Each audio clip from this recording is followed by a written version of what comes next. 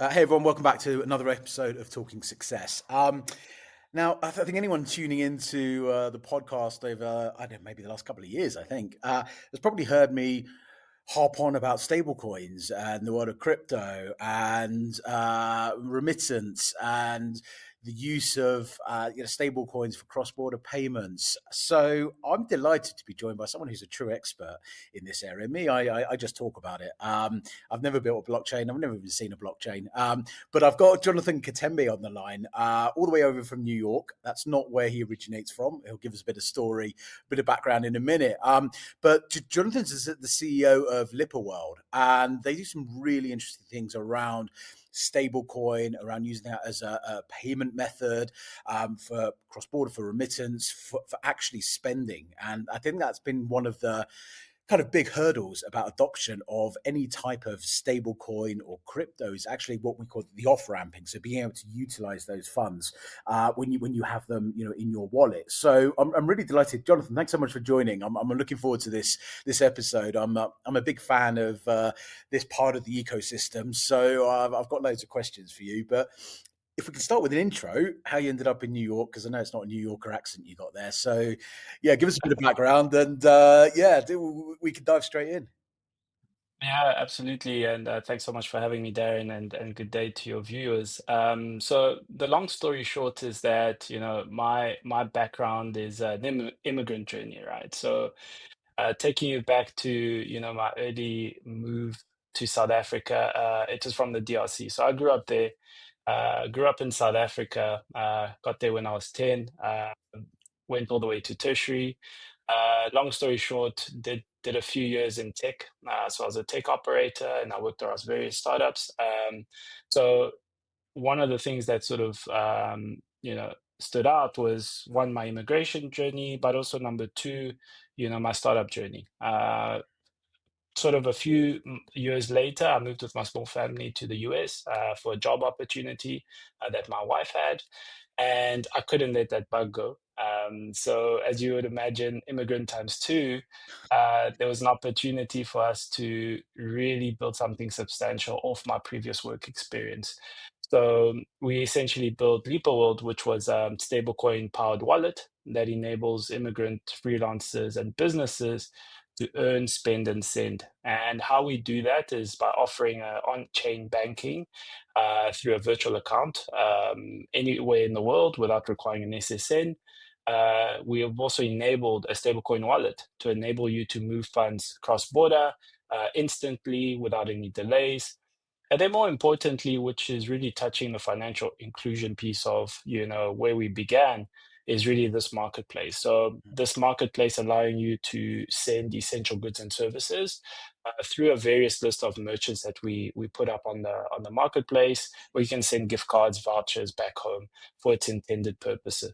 So I'm sure you know quite well the informal sector in South Africa and how prominent vouchers are. Absolutely. And essentially, that was our take on providing a more direct and impactful way to remit back home. Wonderful. So if I can understand this correctly, please correct me if I get this wrong. But if you're in the diaspora, you're in the US, for example, and you've got family in pick a country, Kenya, right? And you want to actually let's use South Africa. You want to remit funds back to that individual rather than sending them USDC, USDT, so a stable coin. You send them a voucher that you is for Shoprite or for any of the merchants that you've got on board. Is that correct? The one component, absolutely. So you can do that too. And again, that it was always intended for, those who prefer greater control how their remittance is used. But today you can also use your stable coins to move funds home and have it, settled in local fiat into your bank account. Yeah. Okay. And I imagine, obviously, being quite involved in sort of the regulatory landscape, there's probably some regulators that are sitting there quaking at their boots, and probably sending shivers down their spine in terms of certainly in South Africa when you've got exchange controls. How do you navigate that? Mm. Because obviously the flow of funds in and out of somewhere like South Africa is very tightly governed. So how do you work that model? Yeah, so I think we're very blessed in South Africa to have a very forward-looking, Reserve Bank, administration that have actually done a lot of great work from a caps licensing perspective. And to be quite honest, many other African countries are trying to follow up. Yeah. Kenya's trying to launch their own one. Nigeria has a form of crypto licensing via the SEC. And I think South Africa should be quite proud because, it's only countries like the US now that are trying to put laws in place for stable coins and crypto. Mm. That said, I think there's a strong argument that comes in for the usage of stable coins because one, they are pegged one to the dollar and they are regulated depending, of course, on which stable coin you're using. In our particular instance, we exclusively use USDC Okay. as a so-called alliance Yeah. partner. That's number one. And number two, when dealing with stable coins, I think from a reserve bank perspective and central banks all across the continent, they actually can benefit from stable coins coming into the shores as opposed to having to use cash dollar reserves, which sometimes can be, very limited. Mm. And we know these stories of countries like Zimbabwe, Algeria, where people can't export dollars out of the economy because there's a dollar reserve problem. So stablecoins allow you to alleviate that somewhat. So I think it's very good for the industry, and I think it's just a matter of time before we get sort of mass adoption at scale. And on that point regarding sort of the dollar, the US dollar, that there is a lot of talk, and there has been for many years, about de-dollarization across the continent, Mm. especially when you've got BRICS and we've got the PAP scheme that was recently launched. Where do you see that going? Do you think that's going? Do you think there'll be a Pan African stablecoin at some point? Do you think that will be overtaken by CBDCs in certain countries? Do you still see the dollar being, the primary trading currency? What's your views around that? Yeah, so without going into the academia Politics. of it too Yeah, much, yeah, when we initially started, we were so, theoretically focused in the space. So we did so much research in terms of the Singapore Money Authority's Orchid project, and that's actually how we started. We looked at the detail and we saw, oh, great, you could do this with CBDCs and you could do this with crypto and also vouchers and what, Grab had done in Southeast Asia. sure. And, what we realized is that in trying to approach a CBDC approach, you have to deal with a lot of political will and coordination for it to actually work. Today, there's only one market that has officially said they're going into it, which is Rwanda now, I believe. Um, for it to actually pan out, I think is also a very difficult affair, and it will take some time. To be very clear, from a US perspective, they've decided not to do CBDCs, Yeah, as an example, right? And if you know anything about global politics, if the US sneezes, kind of everyone feels it. So, they kind of help us also guide where policy is going. So to answer your question, I think CBDCs will be relevant, but I'm not sold as to whether they'll drive regional adoption because I think fundamentally, we've seen with many initiatives, they're good in theory, but I think having them executed, I think we're still waiting for many of these things to pan out. yeah, absolutely. You obviously mentioned the US, and we can't talk about sort of stablecoins without talking about the US. And again, not getting into politics here whatsoever, but there's a lot of noise, positive, I think, generally around stablecoins. Certainly over the last 6 months, right? It seems to have just gone crazy. Everyone's talking stablecoins, or perhaps just that's what sort of the news feeds feed me because of my interest. But there has been so much traction around stablecoins. We've seen, the likes of Ripple with RLUSD. We've seen obviously what's happening, or kind of Tether's um, mark on the market. We've seen obviously Circle. There's other stablecoin operators. There's the Ripple's buying now. I just saw just now they've just bought sort of some rails as well, $200 million. So all of this infrastructure and all of these big players are coming into the market. From your perspective, because I know you run on Circle, what's the differentiator between one stable coin to another? Yeah, yeah, absolutely. So I think, for those who are not, crypto natives, I think it's important to mention, the regulatory aspect of those stable coins. So if I took you back to a couple of years ago when, I believe it was USDC that, almost defaulted, right? Because there wasn't any regulation in place for the amount of dollar reserves they had for each stable coin, right? And that was due to the run on the bank, in the US. I forget now the name of the bank that had an issue. That said, SBF, wasn't it? that's right. That's right. So that created a huge cascading issue where, people were wondering, is there actually money behind the stablecoin, right? Fast forward, a few years and where we are now, there is actual regulation. There are financial audits that are required for those stable coins to show that, there actually are reserves for all those stable coins that are being issued. Now, why that's important is because not all stablecoin issuers do that. Mm. Okay, they don't make it available to have audited financials that says X amount of stable coins that we are issuing, we actually have that money in the bank in the form of cash or bonds or whatever it is. So I think fundamentally that's what consumers should be aware of. And I think it's also our job to make sure that we communicate that quite transparently. So I think that's the one key part that you can look at, right? And number two, I think, not all stablecoins are accepted across all countries, right? There are some that have been banned, right? So when you want to look at a stablecoin that you're using, you want to make sure that it can travel around the world and it has met all the regulatory, loopholes that make it essentially borderless money. Jonathan, let's just talk about that for a minute, if I can just press you on this. Mm, Actually, for an explanation. So you mentioned that some countries don't accept certain stable coins. Okay, I get that.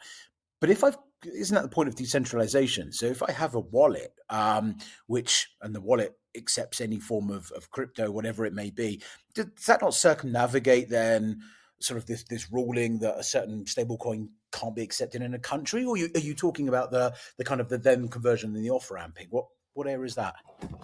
Yeah, absolutely. So it's more exactly what you did, the on-ramping actually and the off-ramping part. So I think in most cases, stable coins are not going to replace the banking system today. I think that everyone understands that. But it still requires some elements of the banking sector to be involved. Yeah, So, for example, in the US, when we offer our on-chain banking, product to our customers, it still goes through a banking account number and a routing number. So those touch points are still there, right? So the banks have obviously got regulatory requirements to make sure that you're dealing with the right issuer, and it's not connected to any person dealing with sanctions, who your sanctions listed, or it adheres to ML policy and so on. absolutely. So it's really around how it plays into the mainstream economy. And again, your point is well made. It can still happen in sort of the dark world and the dark web, but what we're talking about is really an integration of the two worlds and making sure that it moves seamlessly. Let's bring it to Africa. Mm, I think there's a lot of acceptance that a stable coin can lower can reduce time by yeah, by 200-300%, whatever that number is, right? And can reduce cost. And that's on the right. remittance side. What are the other Mm. user cases around stablecoin, specifically with an African focus? Yeah, so on the cost bit, I still think we have a bit of work to do, particularly on the off-ramping side. If you're talking merely peer-to-peer, 100%, Yeah, that's you can't beat that, right? But then on the continent, I think one huge opportunity that we're seeing is cross-border trade.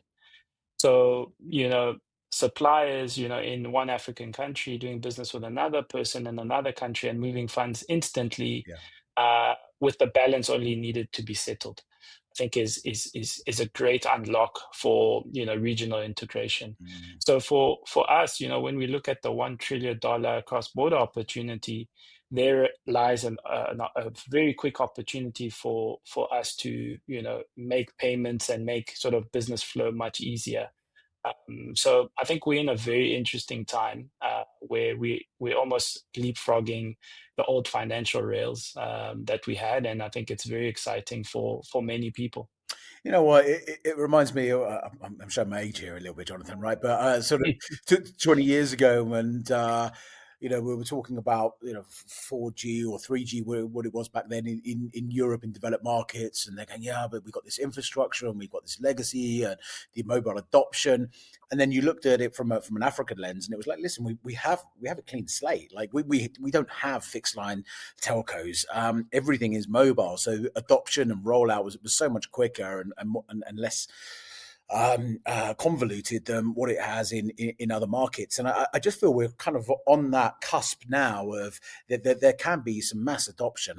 I do feel there's a trust element that needs to be built. I think with the younger Mm. generation who are mobile first and consume all of social media, but probably are more aware and more understanding of stablecoin. But I know if I was to sit with my mother or my grandmother and start talking to them about a stablecoin, I'd lose them. Because I don't explain Yeah. things very well. But do you feel that's I wouldn't say a barrier. Do you think that's a challenge that needs to be overcome by industry itself with the Mm. support of the banks? Or do you think this is very much a fintech crypto kind of ecosystem and we need to go out and win the customer and the banks are really just the pipes in some markets that are necessary? Yeah, so I think all sort of elements that you've just mentioned are will still need each other's support and collaboration. We've seen, major banks in the US, for example, doing a complete 180. If you had asked them last year or maybe a few years ago, would you ever accept stable coins? They would say no. And Begins with today a it's J. like, yeah, let's Begins do with it. a J, doesn't it? Yeah, I plead the fifth. But it's super, super exciting because I think now, even locally, we're seeing a lot of interest. So I'm I'm having discussions with major banks across Africa, South Africa for one, and they already are super, super interested in the space. And I think for them now is just to get the regulatory, clarity. And I think once that comes, fintechs like us and banks can sort of, collaborate in that fashion because, these are ways in which they can also optimize their own business, right? absolutely.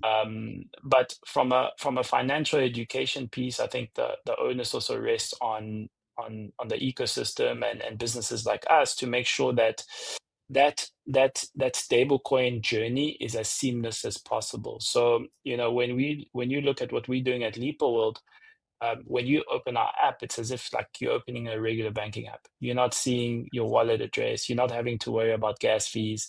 Those are all the things we're trying to put in the back end, but making sure that your customer experience is seamless. And I think over time we will see users, getting a bit more clued up and actually getting part of it. And you touched on, the younger generations and how they've taken up stable coins. That was out of necessity, right? We know many markets like Venezuela and Argentina that is just booming in the space because people needed to get paid, and we've seen the same thing in Nigeria. And I think it's just a matter of time before someone actually asks you, "What is your wallet address?" So I don't think we're too far away from that, but I think it's very exciting because the utility is just so seamless. Yeah, as you were talking, I was thinking, if I asked my mother or my grandmother, what happens when you tap your watch or your phone? How does that payment work? Mhm. No one's going to have a clue, right? And why would Yeah. they? They just know that I tap something and I pay for something and I get the goods or the service or whatever it may be. And I think the kind of utopia is to get to that point where it's completely seamless. It makes no difference to the consumer, the remitter, the receiver, whoever it may be. That the pipes are stable coins rather than a traditional rail or going via a bank or corresponding bank and what have you. So I think that's kind of where we need to get to as an industry is again Mm. not to deceive people and say it's not a stable coin and it's this. But I genuinely think we need to get to a point where people don't care because it just works, right? something works, you don't really Yeah. worry about it. And I think that's kind of the ultimate. Let's talk about the goals, though, of Lipa World. Where are you guys at in terms of your journey? What's on the horizon? What have you learned along the way? And yeah, what can you tell us? Yeah, so if you had asked me this questions just under 3 years ago, I was going to tell you it's going to be a breeze. And I have really found a lot of respect for all my former bosses who were also founders, Right. and understood that what goes to plan never really materializes. That said, I think in the persistence to continue building, we've realized that we are driving a lot of value and opportunity in unlocking additional volumes for businesses locally who are trying to receive remittance dollars. Mm, And I think that's been really a joy for me, to see the impact not only that we're doing to families but also businesses that can now have access to international buyers by integrating with us. So that's number one. Today we are live across 4 markets, so South Africa, Nigeria, Kenya, and Zimbabwe. And again, in some instances, it's more marketplace as opposed to the wallet and the virtual bank account opening. And there's various reasons for that. We're still dealing with archaic, sanction screening, and for certain countries, so certain people can't open bank accounts. But I think when we overcome some of those things, it might be interesting to see how stablecoins can power really the day-to-day lives of many people. And for us, we're really building a financial ecosystem that allows anyone to really move their money their way. So, those dollars can essentially allow you to, prevent currency volatility by not having have to settle and withdraw into local fiat. But it also gives you greater flexibility, because you would imagine, if you're traveling abroad and you don't want those no-name bank push notifications showing you the FX that you've just incurred. yeah. It's quite nice to tap with a dollarized bank account and then card. So we're seeing a lot of opportunities to just make money more seamless and borderless, and that's been our goal essentially. At the beginning, you were talking about being an immigrant, sort of second time round.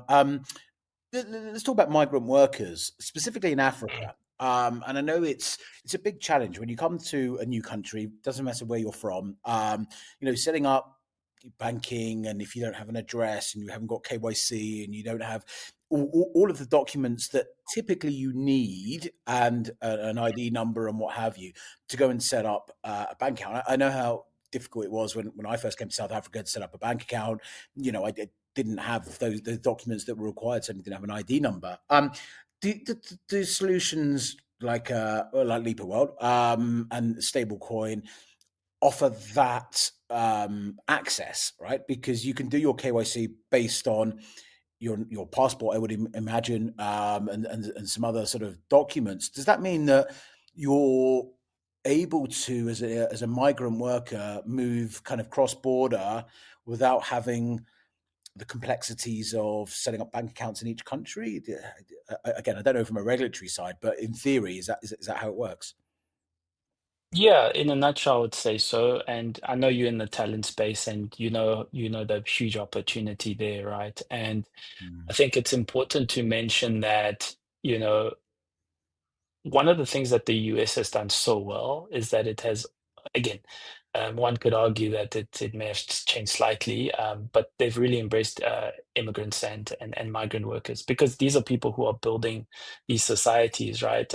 America is an immigrant built country. Everyone knows that as a fact, and I think in Africa, taking it back home, we've got a huge opportunity to capture the workforce of the future all within our continent, right?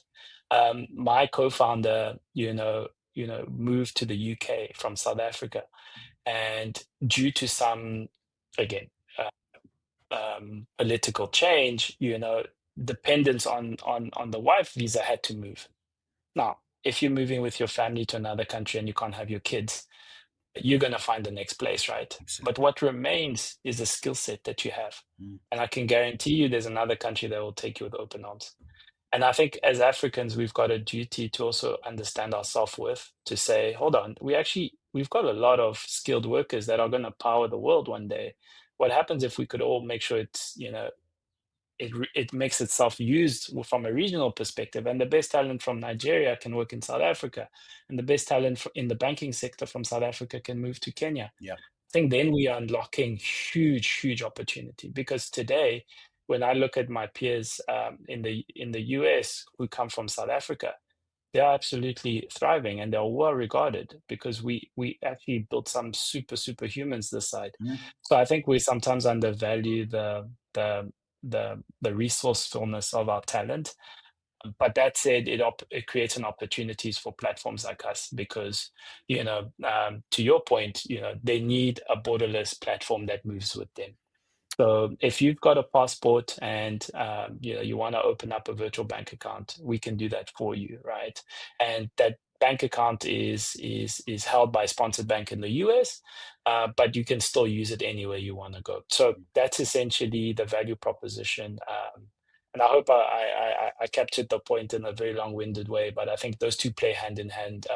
Talent and that skill set moving around the world. I think it's something that we're going to continue to see.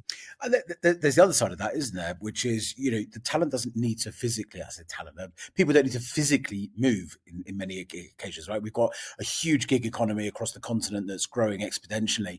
And I think, again, getting paid as a freelancer or as a gig economy worker who may want to get paid in dollars, but the customer's saying, well, they're based in South Africa, and I can only pay you in rand, or I can pay you in something Right. else, and making that seamless. And I think that's one of the big challenges. Is there's a lot of people. I know my father-in-law, he does consulting work, and he's got clients in the UK and in the US, and he's always, I have to use this platform, and they sting me for this amount of money when I come and collect and or convert, and then I've got to convert it to fiat, and you go through the bank, and then you got to fill in all the the documents that you need to do, and it's a horrible experience. It really is. So I think that if we look at talent, there's the two aspects. There's we can physically. I think Africans typically, certainly South Africans, travel very well. I think there's that old saying: if you're in a bar somewhere, you're always going to bump into a South African, which is very true.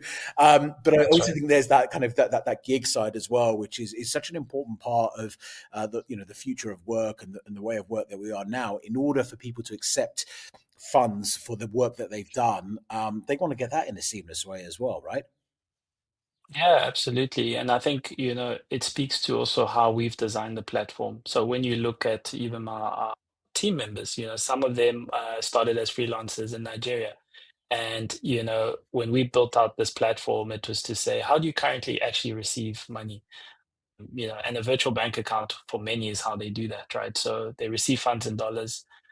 They decide whether to off ramp it, or they settle it into a Naira bank account just to meet their monthly commitments. But many of them just keep it in their bank account Mm. globally. So I think the utility is there. And we just want to make it super easy for people to feel that they can earn money from anywhere in the world without being complicated by time, number one, Yeah. to receive your funds, and convenience.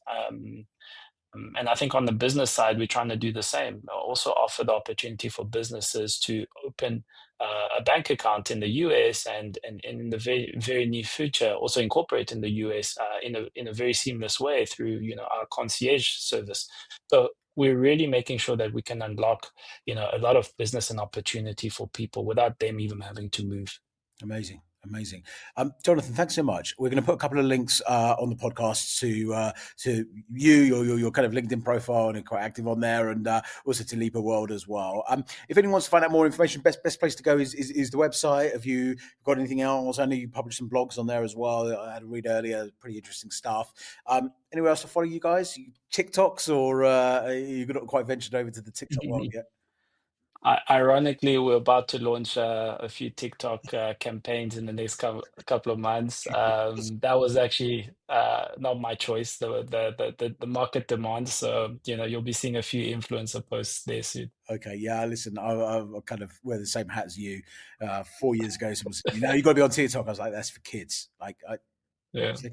Now it's yeah. probably our single biggest channel. But Jonathan, thanks so much. Thanks for joining us all the way over from New York. We wish you the very best of luck. Look forward to seeing what you're doing, and excited to have you on maybe next year and see what stablecoins are doing back then. And our friend in the very white building that's quite far away from you, but on the same continent, see what impact that's had. But that's one for another day.